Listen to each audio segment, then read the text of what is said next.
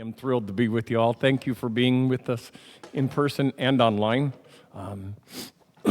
As many of you know, or most of you know, I'm in recovery, right? So Monday night is my home group. On Monday nights, I attend a particular group and been there for a number of years. And in that group, we read from a book printed by Hazelden Betty Ford Foundation, and the name of that book is Touchstones, right?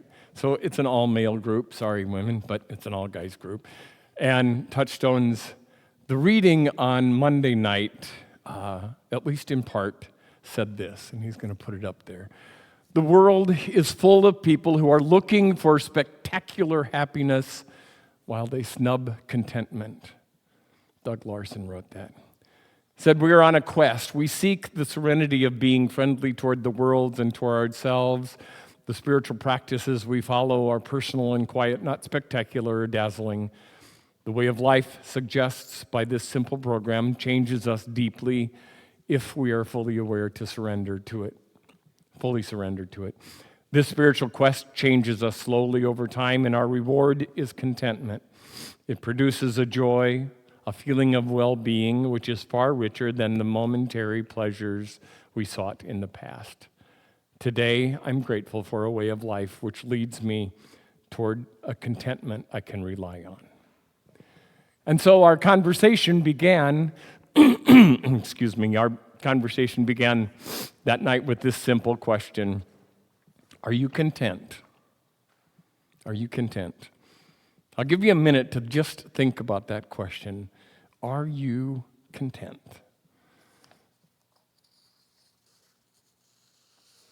I actually had to go to the dictionary and look it up because I said in the meeting I can't honestly answer. I can't honestly answer. The Oxford Dictionary says this: content. It's an adjective, a state of peaceful happiness. Then I was troubled. A state of peaceful happiness. Am I content? It's an adjective, a word or a phrase naming an attribute or added or grammatically related to a noun to describe it. And then when I got home from the meeting that night, I read the gospel for this weekend, and here's what it said. Peace I leave with you, my peace I give to you. But the kind of peace I give you is not like the world's peace. So do not let your hearts be distressed, and do not be fearful. So then I decided I needed to go to the dictionary again and look up peace. Peace, it says, is a noun. It says freedom from disturbance or tranquility. And I asked myself, as maybe you're asking yourselves right now, are you content? Are you at peace?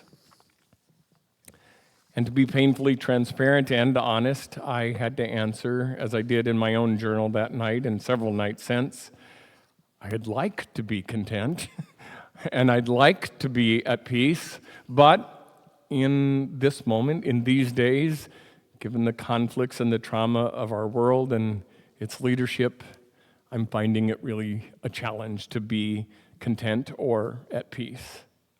Yet I do believe that I'm trying to live the very best that I can, to be a believer in the God of my understanding and to model for others what it means to live a life of peacefulness. Yet I find myself struggling some days more than others and some moments more than others. And then I was reminded of another saying in recovery circles, and it says this: our serenity is in direct proportion to our level of acceptance. Let that sink in a little bit. Our serenity is in direct proportion to our level of acceptance. And lo and behold, I go back to the dictionary. How is serenity defined? Serenity, again, is a noun, and it says the state of being calm, peaceful, and untroubled. So I went to the heart of the recovery world and recovery life, and I prayed the serenity prayer. Reinhold Niebuhr wrote this serenity prayer, and maybe you know it as well. God, grant me the serenity to accept the things I cannot change, the courage to change the things I can, and the wisdom to know the difference. living one day at a time, enjoying one moment at a time, accepting hardships as a pathway to peace, and taking, as Jesus did, this sinful world as it is, not as I would have it. Trusting that Christ will make all things right if I surrender to God's will, so that I may be reasonably happy in this life and supremely happy forever in the next. And then I remembered a saying from my sponsor with profound clarity, who always reminds me, page 417 or 449, depends upon what version of the big book you have. It says this: acceptance is the answer to all of my problems today. Ouch. Acceptance is the answer to all my problems today. When I am disturbed, I find it is because I find some person, place, or thing, or situation, some fact of my life unacceptable to me, and I can find no serenity until I accept that person, place, thing, or situation as being exactly the way it's supposed to be at this moment. Nothing, absolutely nothing happens in God's world by mistake. Until I accept life completely on life's terms, I cannot be happy. I need to concentrate not on so much what needs to be changed in the world as what needs to be changed in me and in my attitudes. So staying content, my friends, and peaceful in the midst of oppression is challenging, to say the least, right? It's challenging, and I asked myself, how do I do this? Can I do it? What tools do I have? What things can I do? And I think I identified 5, 6, what did I identify? 5, I think, practices that have helped, 6 practices that have helped me. The first is mindfulness meditation. I know Dave's laughing because I don't know. That's because my page wasn't turned. Mindfulness meditation I find to be extremely helpful to me, right? When I get stressed out, I really have to just go back to my own breathing. And if I can just focus on that. I suffer, my friends, from PTSD from my time together with my dear friend in prison. And I was at the Twins game on Friday night, and I had about 600 people, it felt like, behind me. And in these chairs, those chairs are like stacked right up. Having been in prison, having people behind us, not a good thing, right, Greg? Not a good thing. And I really almost went into a panic at one point. I really almost couldn't breathe, and it's like, okay, just focus on your breathing. Focus. And man, it's amazing. It's like, okay, we made it all the way through the 6th inning. It was good. It really does help. Mindfulness meditation helps. Positive relationships help. Positive relationships, being in relationship with other people who think like me at least a little bit or challenge me is okay, but at least hanging around people that I know support and affirm who I am as a person. Finding purpose and passion. And believe it or not, yesterday I had the opportunity to be with Dave, and Dave and I cut down all these trees outside. Now I know you people say, well, what the hell are you doing? It's Memorial Day weekend. That's not fun. Yes, it is. It was a blast. We had chainsaws and we got to cut stuff up. And I'm not kidding. Finding things with purpose and passion, whether it's a hobby or anything, helps us to disengage from those things that cause us stress and trauma in our lives and actually fills our souls again. Self-compassion, treating ourselves and others with kindness. Right? And a little bit of forgiveness, and a little bit of grace, and perspective and gratitude are 2 things that help me the most in my life as well.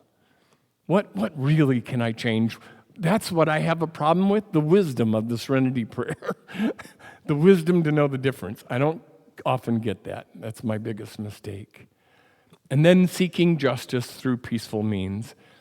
Kathy already told me I can't send any more letters because I've been actively engaged in sending too many letters to lawmakers. I'm sure they know my name.